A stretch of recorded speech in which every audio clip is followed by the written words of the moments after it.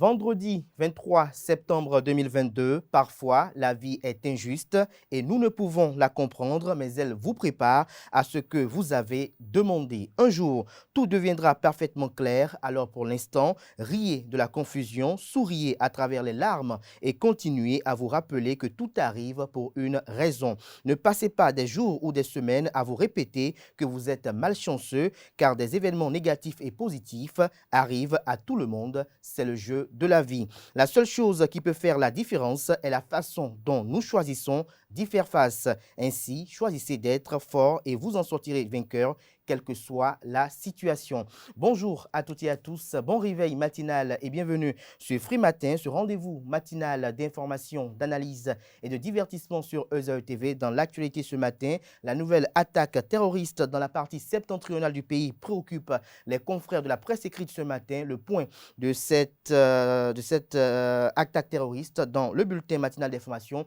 qui est présenté ce matin par Nosirine Fatoumbi. Le Bénin reçoit 150 millions de dollars de la Banque mondiale. Des détails sur ce don important au cours de cette émission matinale dans la une des journaux. Les confrères en parlent abondamment, mais également dans ce bulletin matinal d'information qui est présenté, comme je le disais tantôt, par Nosirine Fatoumbi.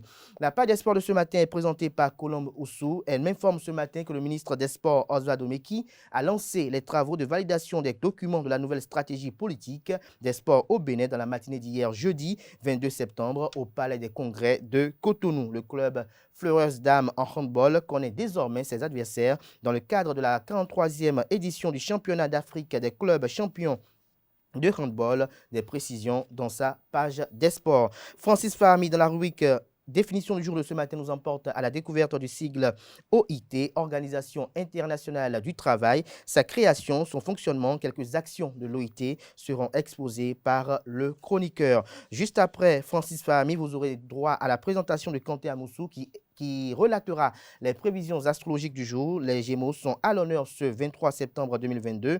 Vous ne ménagerez pas votre peine pour améliorer votre pouvoir d'achat. Vous chercherez à gérer avec soin vos finances. Avec le coup de pouce de la planète Mercure, vos efforts seront rapidement récompensés. Voilà l'essentiel à retenir du sommaire de ce matin, chers amis internautes. C'est avec beaucoup de plaisir et d'émotion qu'on se retrouve ce matin pour le dernier numéro d'émission de la semaine sur EZAE TV. Chers amis internautes, on démarre dans une poignée de secondes, juste après cette pub qui vous présente les offres de réduction de scolarité pour la rentrée universitaire 2022-2023 à l'école supérieure d'administration, d'économie, de journalisme et des métiers de l'audiovisuel EZAE.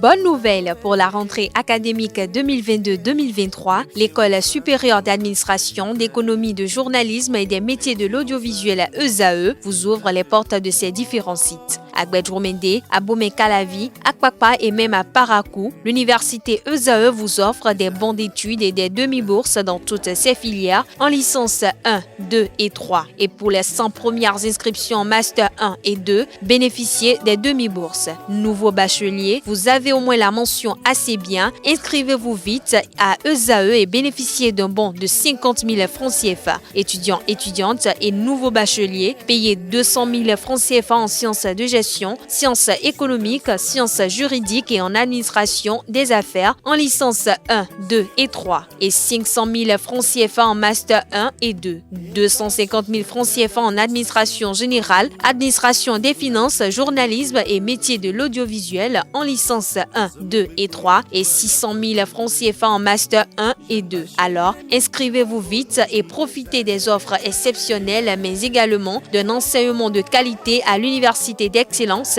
EZAE. Infoline 90 93 65 21 ou le 98 98 14 00. EZAE, l'excellence a un nom. Bonjour à nouveau, chers amis internautes. Le quotidien béninois d'information générale et d'analyse, l'informateur titre ce matin manchette: renforcement du potentiel de croissance forte et inclusive.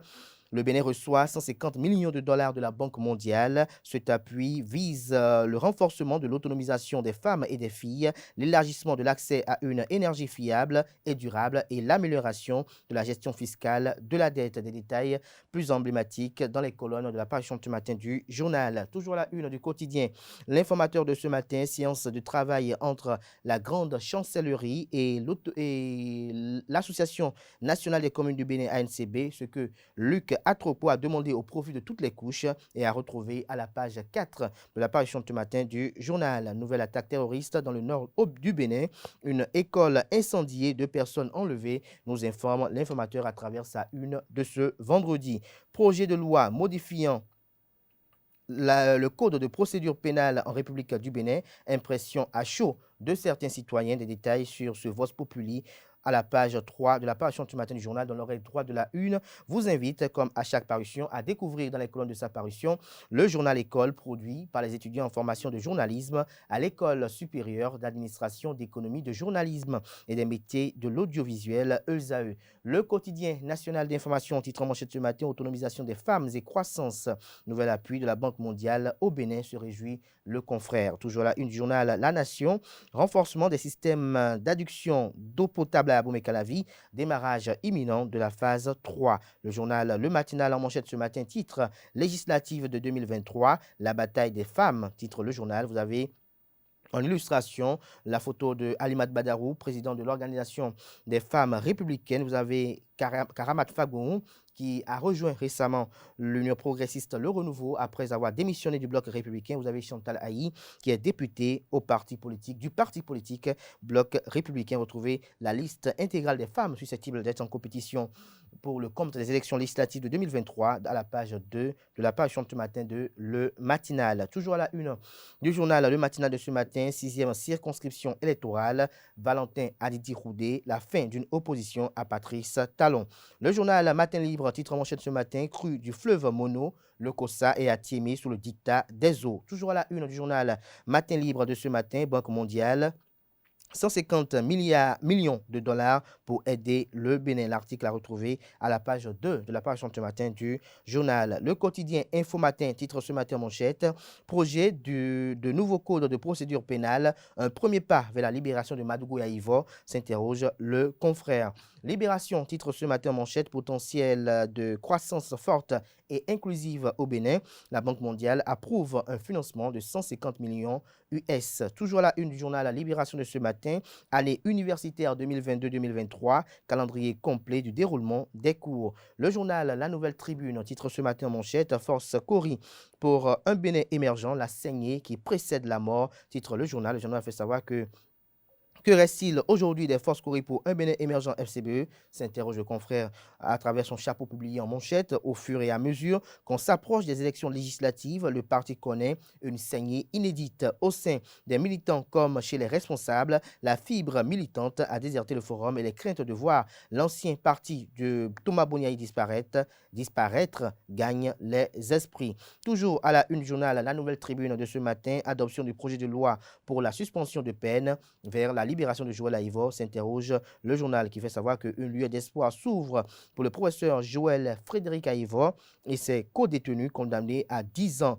de réclusion criminelle pour atteinte à la sûreté de l'État et blanchiment de capitaux. Le gouvernement vient d'adopter un décret de loi qui sera incessamment envoyé au Parlement et qui pourrait conduire à une libération anticipée de beaucoup de prisonniers. Le journal Le Grand Regard, titre ce matin manchette, avalanche de dons de fournitures scolaires, la morosité économique fait monter la solidarité d'un cran. La rentrée scolaire 2022-2023 qui vient de démarrer est marquée par la solidarité agissante des Béninois. À quelques jours de la reprise des classes, il est noté une forte campagne de distribution gratuite de kits scolaires aux enfants des familles démunies partout sur l'étendue du territoire national. Organisations non gouvernementales et personnalités politiques ont mis la main à la poche pour faciliter la tâche à des milliers de parents en difficulté financière. Ainsi, de manière prompte, la morosité économique a fait monter d'un cran la solidarité des Béninois, déduit le journal qui fait savoir en deuxième de titre à la une qu'à Parakou, le prix de l'essence frelatée a connu une hausse.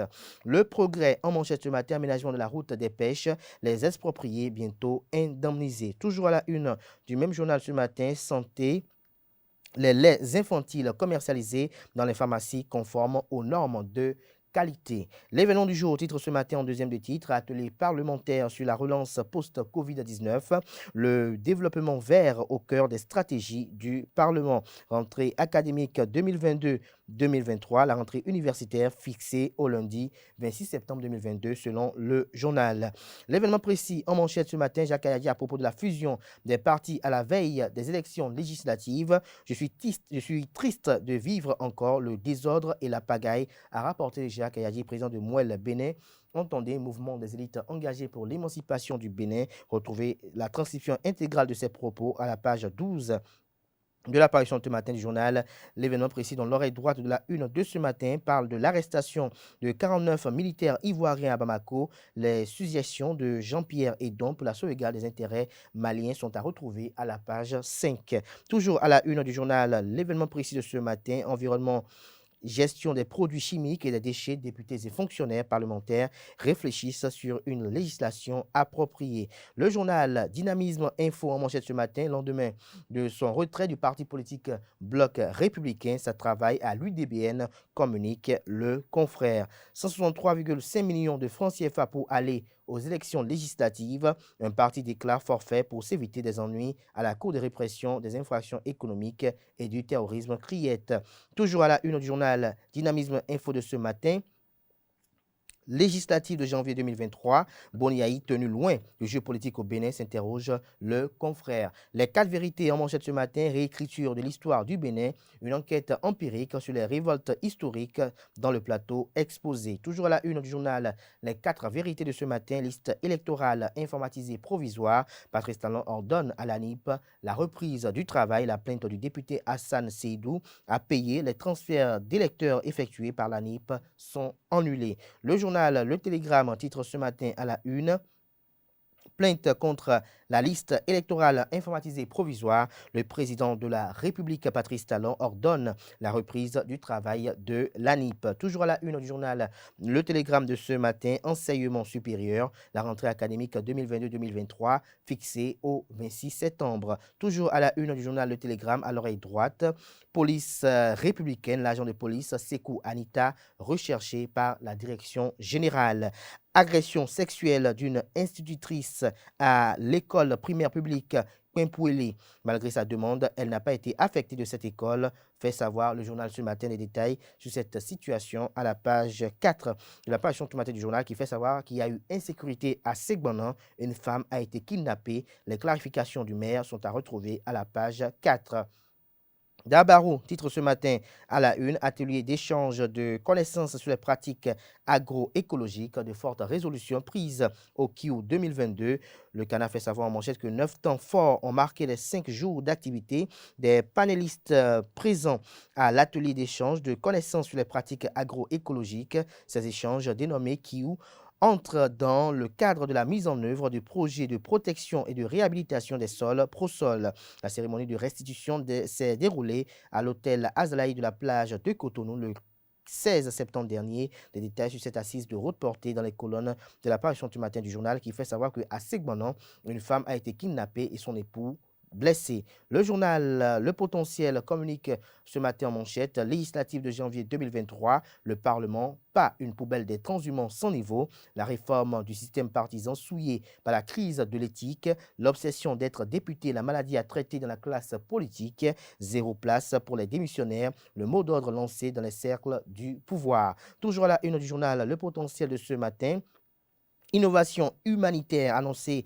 dans le Code de procédure pénale, la clé du hautement social des détenus. Le journal Le Révélateur du jour titre ce matin la une: modification du Code pénal, un projet de loi transmis à l'Assemblée nationale. Le journal fait savoir que le Conseil des ministres du mercredi 21 septembre 2022 a décidé de transmettre à l'Assemblée nationale un projet de loi portant modification et complément de la loi numéro 2018-14 du 18 mai 2018 portant code de procédure pénale en République du Bénin. Le journal Express Matin titre ce matin en manchette: 3 jours de réveil et prière à l'EEAD Squag Beto, le peuple de Dieu à la rencontre divine. Le révérend Samson Choponhwe, hôte du révérend Dr Chidi Okporafo, orateur principal. Le journal Défi Info titre ce matin à la une: Montée du bloc républicain dans l'arrondissement de Glodjigbe, Constantin Ada, la nouvelle coqueluche. Le territorial titre ce matin la une, Ukraine-Russie, une guerre qui a brisé l'ordre mondial. Le Soleil Bénin Info, législative de 2023 pour la conquête de la 20e circonscription électorale par le bloc républicain. Barthélemy Adigbono, un bon filon, l'opérateur économique laboure le terrain pour la razzia du bloc républicain. Le journal L'actualité à présent, gouvernance locale, la secrétaire exécutive Karine Floride Lauro, une compétence au service du développement. Toujours là, une journal L'actualité de ce matin, irrégularité observée sur la liste électorale informatisée provisoire. Patrice Talon ordonne la reprise du travail. Ce sera tout pour la présentation de quelques titres parus ce jour dans la presse locale. Les quotidiens sont disponibles dans les kiosques au prix de 300 francs CFA, également accessibles en ligne pour ceux d'entre eux disposant d'un site internet. Place à présent au bulletin matinal d'information.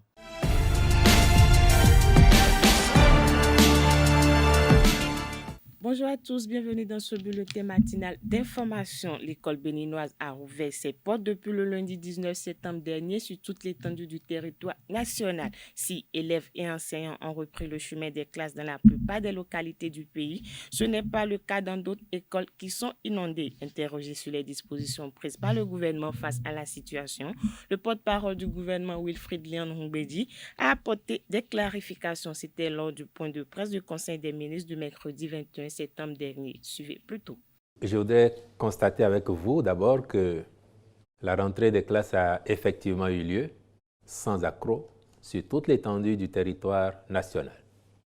Je voudrais également vous faire observer que, conformément à la pratique qu'il a instaurée maintenant depuis quelques années, dès le premier jour de cette rentrée des classes, les cantines scolaires dans notre pays ont été ouvertes pour permettre à nos enfants de disposer d'un repas chaud dès le premier jour de l'année scolaire. Et je dois préciser qu'à cet égard, la démarche du gouvernement de couvrir progressivement et totalement les écoles primaires publiques de notre pays continue et que nous allons atteindre effectivement les 75% de taux de couverture, ce qui permet déjà qu'à ce jour, un peu plus d'1 million de nos enfants ont droit à un repas chaud par jour dans les écoles publiques primaires du Bénin qui sont déjà couvertes par le programme.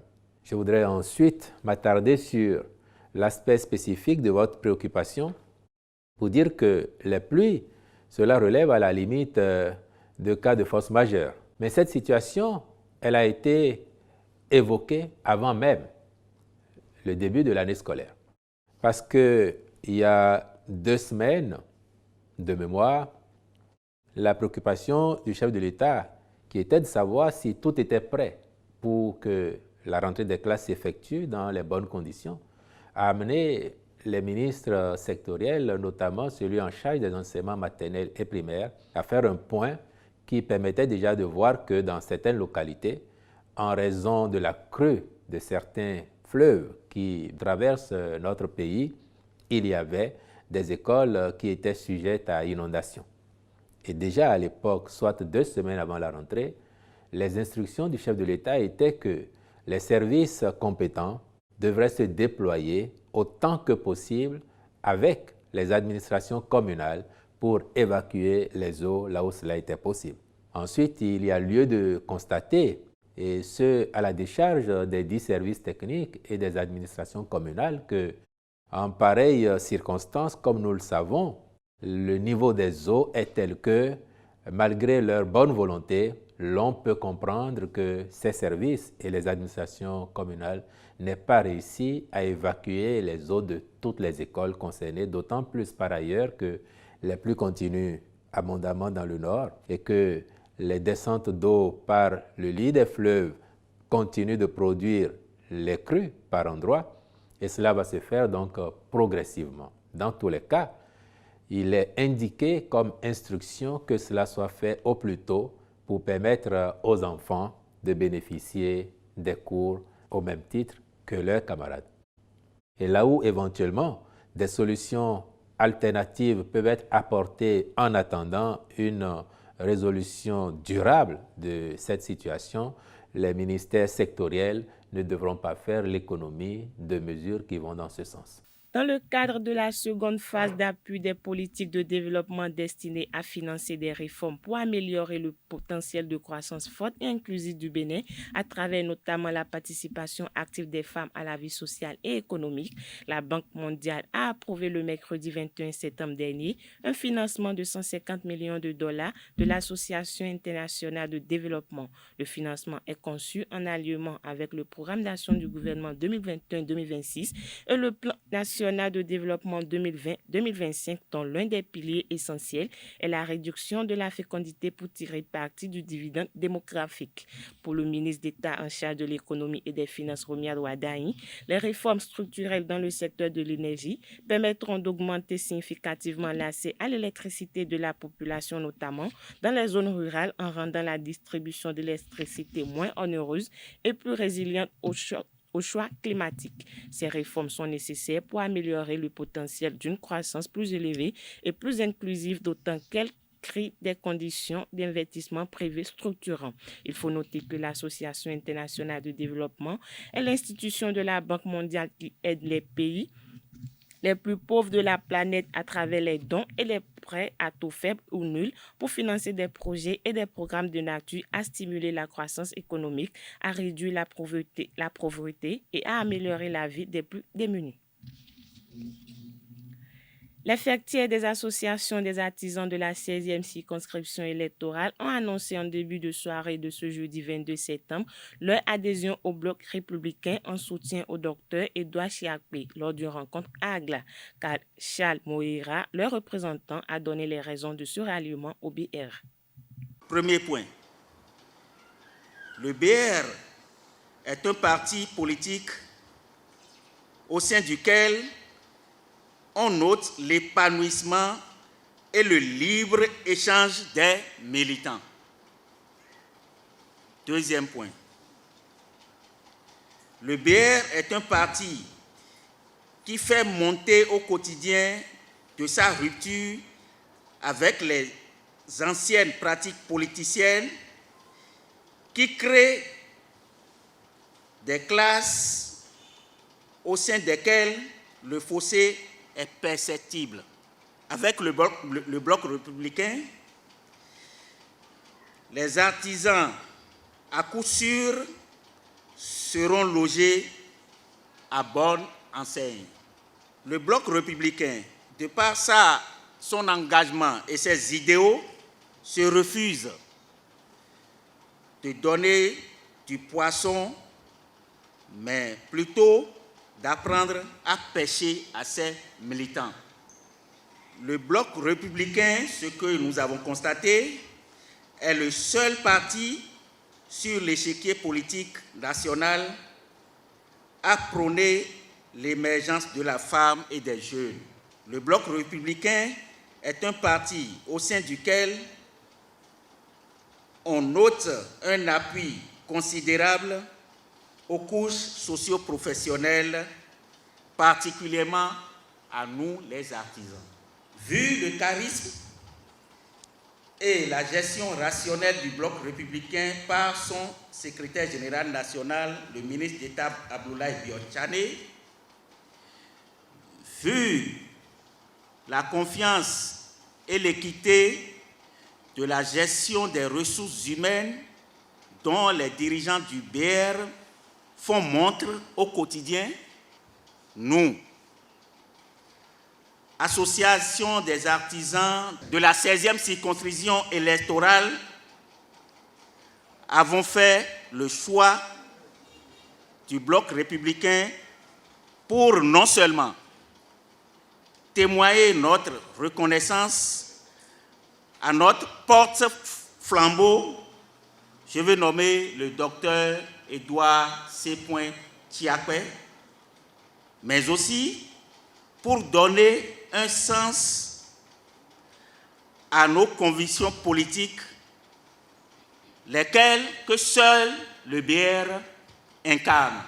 En pleine possession de nos facultés et sans aucune contrainte, nous, différents ordres d'associations des artisans de la 16e circonscription électorale, affirmons solennellement notre adhésion totale au parti Bloc républicain. À la fin de la rencontre, le docteur Edouard Chiapé a apprécié la démarche du collectif des artisans.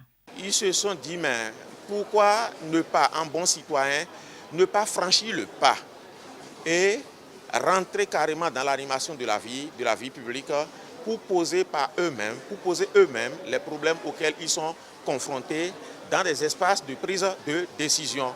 Voilà. Et quand le problème s'est posé, moi, j'ai pris l'initiative d'en parler aux responsables, aux membres fondateurs du Bloc républicain, et ceux-ci ont estimé que, oui, qu'il faut cesser de traiter le monde artisanal, les artisans, en parents pauvres, puisque, comme chacun le sait, il n'y a pas de développement envisageable qui puisse se faire sans les artisans. Les artisans, nous en avons dans toutes nos familles, dans tous nos villages, dans toutes nos villes. Et donc, ils représentent un pan important, un levier important sur lequel il faut s'appuyer pour réellement se développer. Et par ailleurs, ce sont de grands pourvoyeurs d'emploi.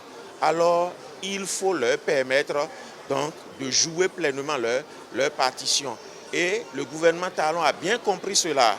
Et c'est d'ailleurs pour cette raison que, au titre des réformes, il y a eu la première élection des chambres de métiers. Et c'est justement un cadre qui va se consacrer davantage, qui va se consacrer comme il se doit aux problèmes du monde artisanal et les armer de manière à ce qu'ils puissent réellement être des acteurs de développement et non plus de simples échelles pour donc, les politiques. C'est le lieu, le moment de leur dire qu'il ne faudra pas qu'ils se satisfassent de leur adhésion au Bloc républicain. Une chose est d'y adhérer, d'ailleurs cela va se faire individuellement les tout prochains jours, mais encore faudrait-il travailler inlassablement à agrandir réellement le Bloc républicain et non pas de façon fictive. Et la première échéance qui est le défi auquel eux aussi seront confrontés, puisque désireux donc, de prendre part à ces élections en tant que candidat, ce sont les élections législatives de janvier prochain. Je voudrais ici saluer le leadership, le charisme avec lequel le secrétaire général national, le ministre d'État Abdoulaye Biot Tchané, dirige le Bloc républicain.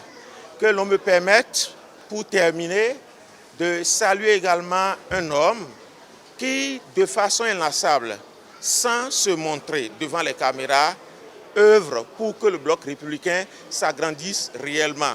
Nous n'avons pas pu tenir cette séance, cette cérémonie d'adhésion officielle ici ce soir sans cet artisan-là.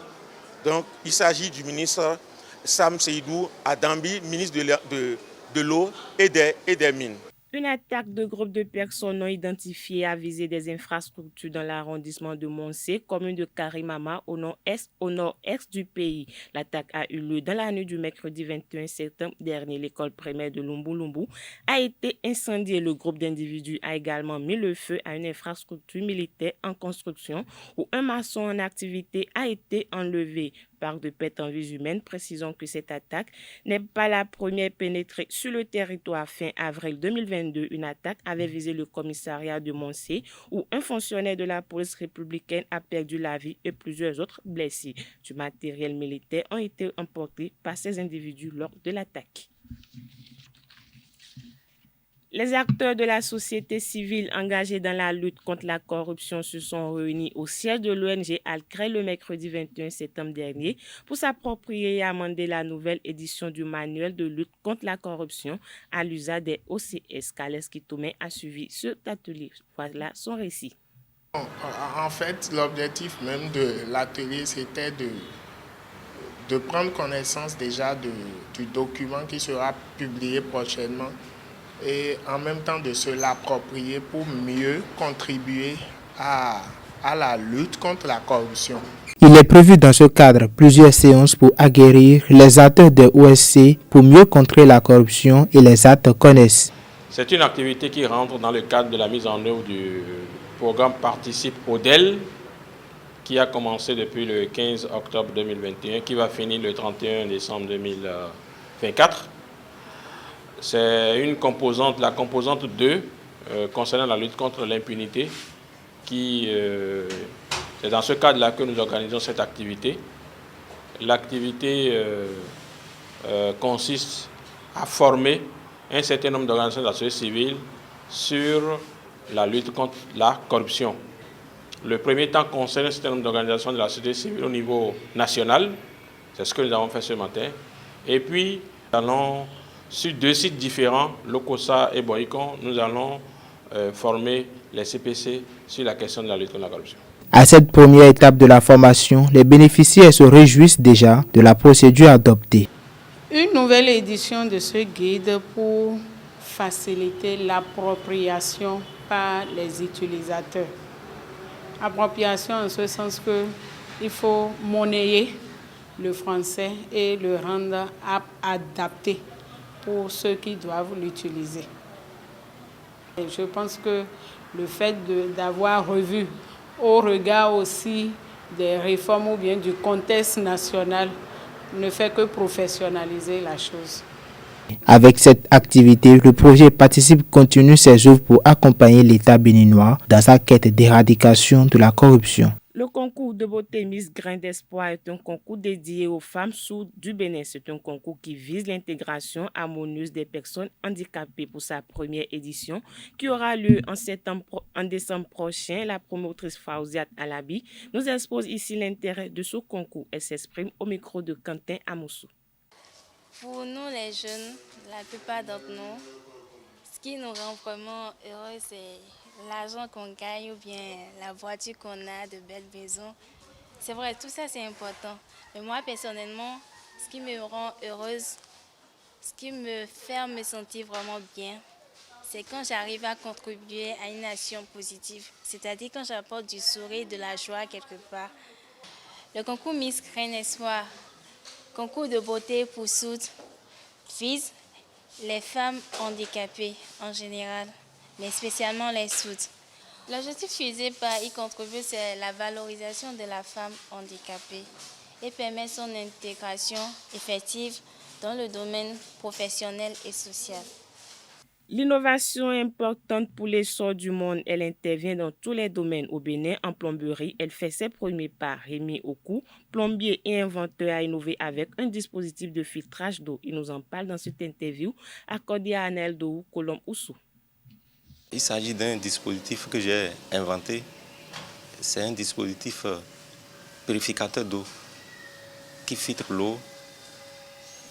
Un dispositif très adapté à nos réalités ici en Afrique. C'est un dispositif vraiment économique qui filtre l'eau et qui purifie l'eau.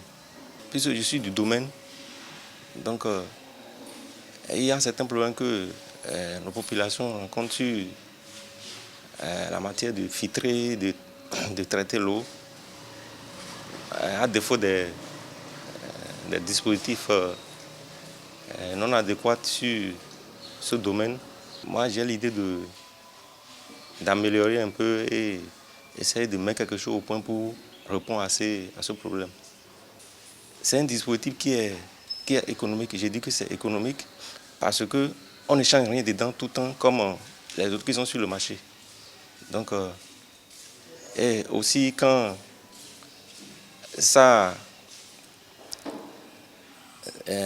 les déchets sont accumulés dedans, et on n'a pas besoin d'un professionnel avant de faire son entretien.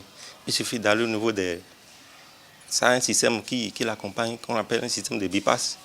Donc, il vous suffit d'ouvrir 2 vannes et de fermer 2 autres.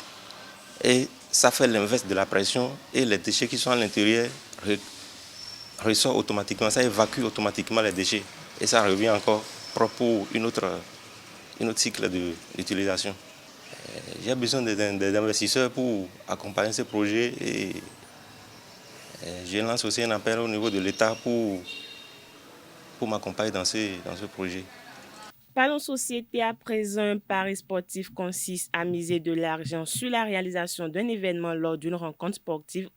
En Afrique et plus dans le monde, les paris sportifs connaissent de plus en plus d'adeptes dans l'élément à suivre. Quelques citoyens de la ville de Cotonou exposent les raisons qui éveillent leur attention pour les paris sportifs et racontent quelques mésaventures rencontrées dans leurs opéras de paris sportifs. Ils sont au micro de Francis Fahami.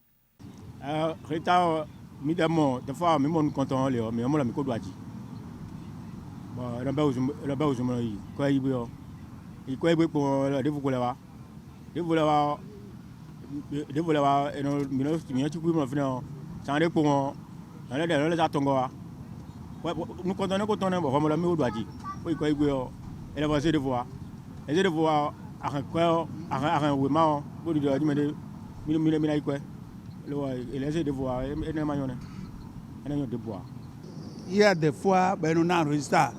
Bon, résultat de nous, de vous nous l'avons, de vous nous l'avons, ben on a confirmé non, si c'est ça, LMB n'est qu'à bien, ni vaut pour vérifier l'appareil, on les beau mettre fin d'année, là, 2021, maintenant 2021, là, ni t'es pour vérifier l'appareil, on les gagné pour concentrer l'appareil, on les, mais vraiment, résultat de vous, et des fois, il y a au moins 5 résultats, 6 résultats qui viennent avant de venir encore de confirmer d'autres résultats. Ça c'est pas bon. Il y a des gens qui ne savent pas quand il y a un résultat qui vient, alors que ce résultat est faux. Mais quand ça vient comme ça, là, et quand ils voient qu'ils ne sont pas gagnants, qu'ils n'ont pas gagné, ils déchirent les tickets. Alors que peut-être ce qui est là est le vrai, comment on appelle, ce n'est pas le vrai résultat qu'ils ont envoyé et le gars ne savait pas et il a déchiré. Vous voyez. Et quand ils vont envoyer le vrai résultat maintenant, peut-être son jeu a gagné. Donc il est perdant. Il y a nulle part où on peut aller dire je peux aller faire quelque chose. Non. Pour bien confirmer, c'est la photo. La photo que la LMB envoie qui confirme qu'il n'y a plus autre qui vient, que c'est ça le réel. Sinon, ce qu'ils envoient, ça trouble. Sérieusement, ça trouble.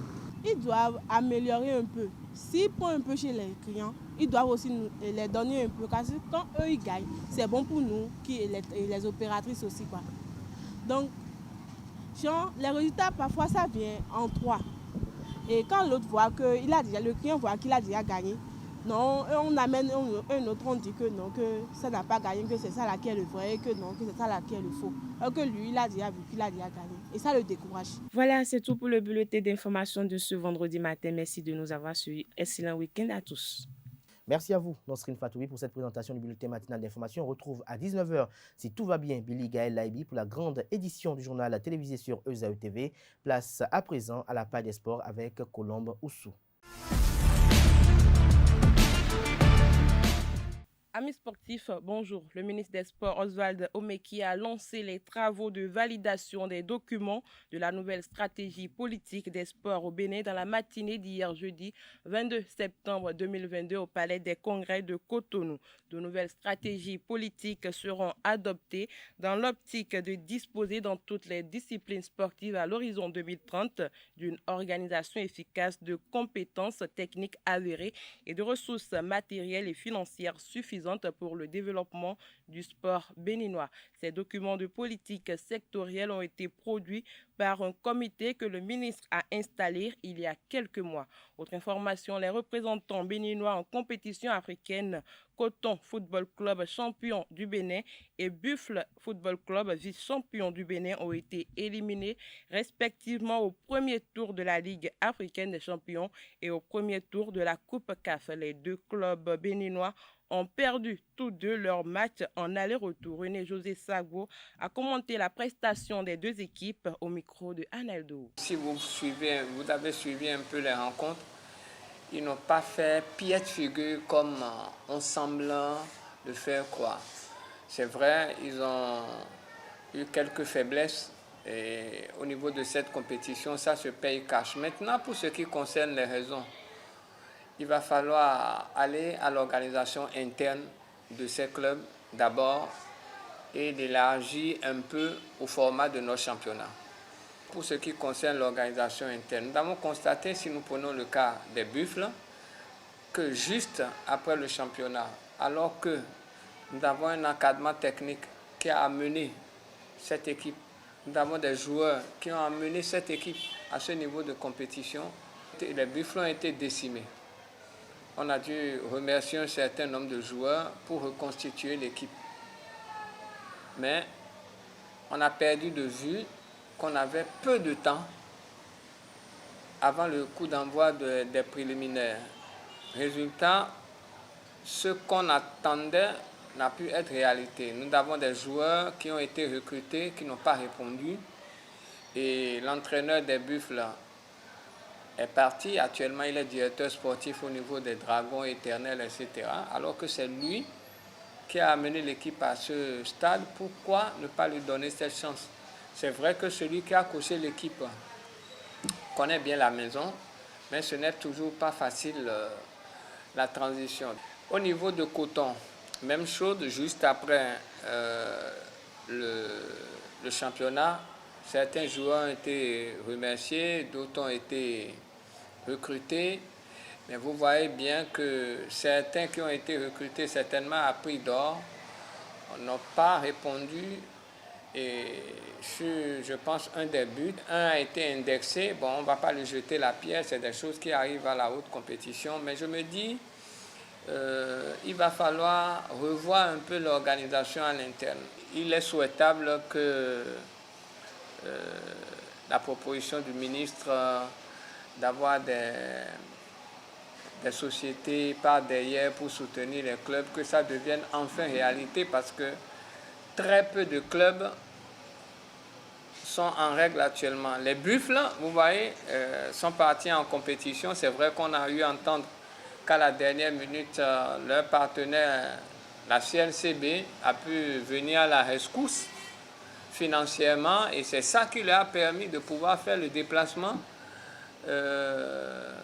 pour la manche retour de leur match face à Calonne Football Club. Maintenant, les Buffles vont voyager. Dans quelles conditions pour qu'on puisse avoir ce résultat difficile? Je peux dire un résultat lourd, mais il ne faudrait pas s'en prendre aux joueurs. Je pense que les Buffles ont déjà 2 expériences en compétition, mais on espère que la 3e, ils ne vont pas commettre cette erreur. Le démarrage du championnat national de football du Bénin, initialement prévu pour le 24 septembre, est reporté à une date ultérieure. Ce report est bien justifié selon le journaliste sportif René-José Sagbo. Suivons-le au micro de Aneldo. Le championnat a pris fin, c'est vrai qu'on a mis tout un laps de temps. On était en année électorale et tout le monde le sait. Pour le cas spécifique de cette année, la campagne a commencé. Et c'est à l'AG ordinaire de Ndali qu'on avait déjà annoncé le championnat pour le 24 septembre. Mais sachant bien que c'est la nouvelle équipe qui doit faire ce travail. Maintenant, avant le démarrage du championnat, il a un certain nombre de préalables, notamment les formalités des clubs, la préparation des clubs, etc. Et le comité exécutif, au-delà de la date qui a été annoncée au 24, revient pour s'adapter aux réalités afin que la date soit effective. C'était déjà prévisible qu'en un mois, le démarrage le 24 devait avoir problème. Parce que la réunion qu'ils ont eue, selon la communication que nous avons enregistrée, c'est la réunion de cooptation des 2 nouveaux membres du comité exécutif. Mais après cette réunion, il va bien falloir avoir une réunion pour préparer la saison. Est-ce que ça a été une réalité? Maintenant, l'éternelle question des subventions qui a été énumérée au niveau de la correspondante du secrétaire de la Fédération béninoise de football. Moi, j'ai été un peu surpris par cet argument parce que, souvenez-vous, le ministre des Sports l'a toujours martelé. Les subventions ne peuvent être disponibles qu'au mois de mars. Le ministre Omeki l'a toujours dit. Bon, est-ce que le football va être un cas exceptionnel pour qu'on puisse donner des subventions en août ou en septembre? Je me pose des questions parce que la réaction des autres fédérations ne devrait pas se faire entendre, encore que beaucoup ont toujours demandé à combien se levait la subvention du football sans jamais avoir les résultats. Donc à partir de là, je me dis, cet argument, selon moi, ne tient pas. Ensuite, la question des arbitres, la subvention. Le ministre l'a dit, les arbitres auront une situation améliorée, tout ça. Il revenait depuis, je pense, le mois de juin ou juillet, que cette communication a été faite en président des arbitres et même du président de la fédération. La fédération devait anticiper en se rapprochant, bien sûr, du ministère pour d'abord l'informer de la date de démarrage du championnat et voir ce qui peut être fait pour que ces arbitres soient satisfaits. Encore que, si on se réfère à la situation antérieure, jamais les arbitres n'ont refusé de commencer un championnat sans leur subvention. Donc je me demande si ces deux arguments tiennent. On aurait pu nous dire que le laps de temps dont on dispose entre l'âge électif de la fédération et le 24 qu'on avait annoncé ne permettait pas de boucler les formalités.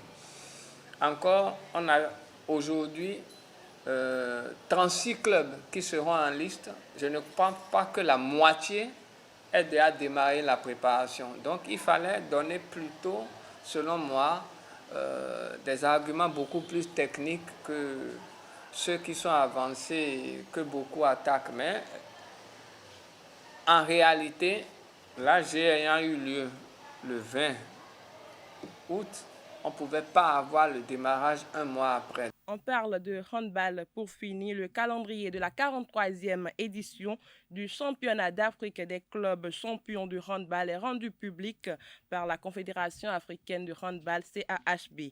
L'équipe dames de la Caisse nationale de sécurité sociale CNSS Flowers Handball Club, qui a démarré depuis quelques semaines les préparatifs pour cette compétition, est fixée sur son sort. Flowers Handball Club dames est logé dans le groupe A avec Petro Athlétique de l'Angola, FAP du Cameroun, Habitat Handball de la Côte d'Ivoire, El Biar de l'Algérie et l'USG de la Guinée-Conakry. Les représentantes du Bénin entrent en compétition le vendredi 30 septembre par un match qui les opposera à l'équipe angolaise. À noter que le championnat dure du 30 septembre au 9 octobre 2022 en Tunisie. Et ce sera tout pour la page des sports de ce matin. Merci pour votre attention et à très bientôt. Merci à vous, Colombe, pour cette présentation. Chers amis internautes, on installe à présent le chroniqueur qui nous présentera la rubrique définition du jour de ce matin qui porte sur le sigle OIT.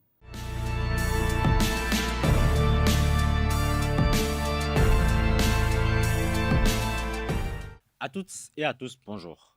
L'Organisation internationale du travail, OIT, est une agence spécialisée de l'ONU. Elle est fondée le 11 avril 1919. Elle a pour mission de rassembler gouvernements, employeurs et travailleurs de ses États membres dans le cadre d'une institution tripartite en vue d'une action commune afin de promouvoir les droits au travail, encourager la création d'emplois décents, développer la protection sociale et renforcer le dialogue social dans le domaine du travail. En 2022, l'OIT regroupe 187 États membres. Son siège est situé à Genève, en Suisse. Depuis le 1er octobre 2012, son directeur général est le Britannique Guy Ryder. Le 1er octobre prochain, le Togolais Gilbert Hongbo lui succédera. L'OIT mène des actions de plusieurs des manières et même en faveur des enfants comme dans le cadre des conventions relatives au travail des mineurs. Voilà qui met un thème à la définition de ce matin. Je vous retrouve très bientôt. Voilà l'essentiel à retenir, chers amis internautes, de l'Organisation internationale du travail. Chers amis internautes, nous passons à présent aux prévisions astrologiques.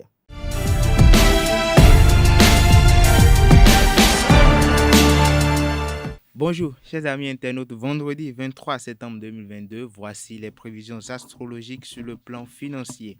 Bélier, tenez un nouvel état d'esprit. Pourquoi? Acheter ce que l'on possède déjà. Consommer pour consommer, cela n'apporte rien du tout et coûte beaucoup. Cette devise devrait vous suivre. Taureau, vous aurez encore intérêt à surveiller de plus près votre équilibre financier et à contrôler vos envies de dépenses. Si vous avez un achat important à faire, réfléchissez longuement avant d'agir. Gémeaux, vous ne ménagerez pas votre peine pour améliorer votre pouvoir d'achat. Vous chercherez à gérer avec soin vos finances. Avec le coup de pouce de la planète Mercure, vos efforts seront rapidement récompensés. Chers amis Cancer, si vous continuez à gérer sagement votre budget, vous parviendrez sans trop de peine à mettre de côté quelques économies que vous pourriez dépenser bientôt pour vous faire plaisir. Lion, la concertation astrale positive entre Jupiter et Uranus pourra aider certains d'entre vous à améliorer leurs revenus. Chers amis internautes, vous qui êtes de signe vierge, ne succombez surtout pas à la tentation de l'argent facile. Balance, vous serez à l'abri du besoin de l'insécurité et de mauvaises surprises. Cependant, ne relâchez pas votre vigilance et évitez toute spéculation fallacieuse. Scorpion, malgré vos irrésistibles envies de dépenses, dont quelques-unes sont d'ailleurs parfaitement légitimes, vous songez à faire des économies.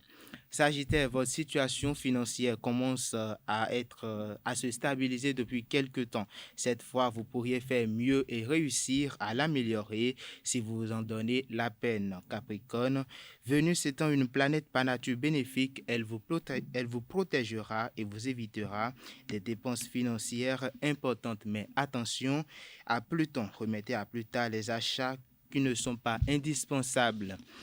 Avant-dernier signe Verseau, soyez particulièrement vigilant si vous devez réaliser une opération immobilière aujourd'hui. Faites-vous assister par une personne compétente. Dernier signe Poisson, vos finances seront protégées dans l'ensemble. Mais attention à Pluton. Pluton est une planète qui ne fait pas dans la demi-mesure. Ne dépensez pas sur un coup de tête. Voilà, chers amis internautes, l'essentiel à retenir des prévisions astrologiques de ce jour. Merci de l'avoir suivi. À très bientôt. Ainsi prend fin Free Matin ce matin, chers amis internautes. Voilà l'essentiel à retenir du menu de l'émission du jour. Merci pour l'attention. On se retrouve le week-end pour les rendez-vous médias du week-end. Portez-vous bien. Belle suite de programmes sur ESAE TV.